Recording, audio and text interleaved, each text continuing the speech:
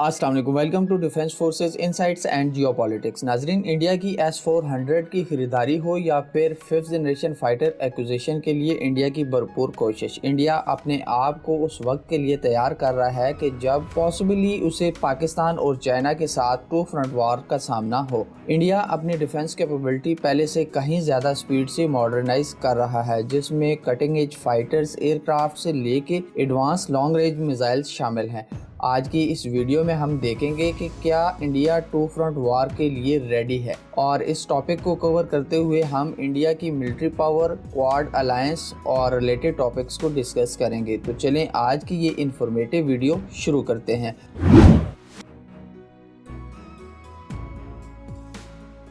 नाजरीन, इंडिया दुनिया की फोर्थ स्ट्रॉन्गेस्ट मिलिट्री रखता है। इस मिलिट्री की मॉडर्नाइजेशन एंड इसकी नीड्स को फुलफिल करने के लिए इंडिया अराउंड $85 बिलियन आने वाले फाइनेंशियल ईयर में खर्च करने जा रहा है। अब ये पैसे इंडिया किन चीज़ों पे खर्च करेगा? अगर आप रिसेंट पास्ट में देखें तो इंडिया ने फ्रांस से 36 राफेल फाइटर एक्वायर किए हैं। इसके साथ साथ इंडिया ने रशिया से S-400 missile defence system by किया है। S-400 दुनिया का सबसे एडवांस एयर डिफेंस सिस्टम माना जाता है।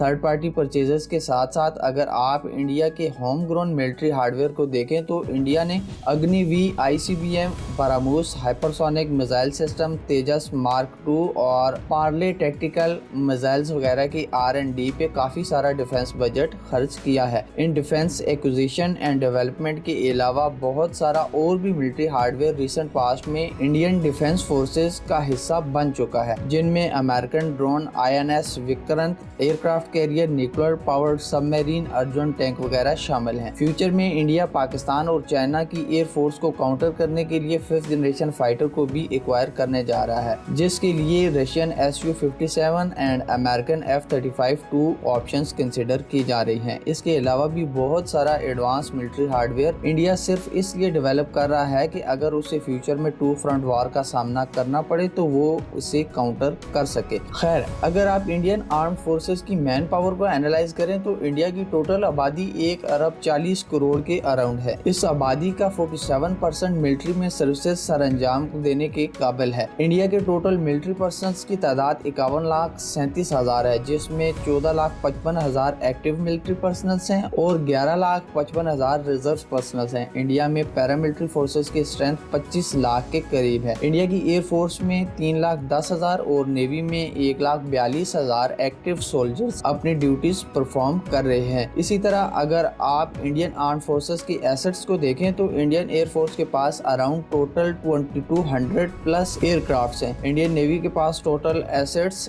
293 हैं, जिसमें 2 एयरक्राफ्ट कैरियर भी शामिल हैं। इंडियन लैंड फोर्स के पास 4200 के करीब मिलिट्री टैंक्स हैं। अब इन एसेट्स में कौन सा एसेट कितनी तादाद में इंडियन आर्म फोर्सेस के पास मौजूद है वो हम अलग किसी वीडियो में डिस्कस करेंगे। आज की इस वीडियो के लिए ज्यादा डिटेल में जाना मेरे ख्याल में इररेलेवेंट हो जाएगा। खैर, इंडिया अपनी मिलिट्री एसेट्स को मॉडर्नाइज करने के अलावा अपनी आर्म फोर्सेस के डिफरेंट ब्रांचेस के दरमियान कोऑर्डिनेशन को बेहतर एंड फास्ट करने के लिए ऑर्गेनाइजेशनल चेंजेस भी इम्प्लीमेंट कर रहा है, जिसमें काबिल जिक्र चीफ ऑफ डिफेंस स्टाफ की पोजीशन है, जहां तीनों main branches army, navy and air force को एक ही प्रिंसिपल अथॉरिटी के अंडर किया गया है। साथ में India infrastructure development, strategic military deployment जैसे की एस्पेक्ट्स को भी कवर कर रहा है। अगर आप इस तैयारी का दूसरा पहलू देखें तो वो इंडिया की दूसरे ममालिक के साथ क्वाड अलायंस जैसी कोऑपरेशन है, जहां इंडिया हर उस मुल्क के साथ दोस्ती का हाथ बढ़ा रहा है जिसके पाकिस्तान एंड चाइना के साथ ताल्लुकात इतने अच्छे नहीं हैं। क्वाड अलायंस का बेसिक पर्पस ही चाइना को काउंटर करना है। इस अलायंस में India, US, Japan and Australia joint military exercises, collaboration on cyber security, satellite intelligence and advance AI driven warfare वगैरह जैसे की एस्पेक्ट्स पे आपस में कोऑपरेट करते हैं। इसके अलावा US and Indian military cooperation पहले से बहुत बढ़ चुकी है, जहां ट्रंप के रिसेंट बयान के मुताबिक इंडिया को US F-35 तक सेल करने जा रहा है। पर क्या इंडिया का ये सब करना उसे टू फ्रंट वॉर के अगेंस्ट सक्सेसफुल कर पाएगा? I don't think so. China जो आज के दिन मिलिट्री टेक्नोलॉजी एंड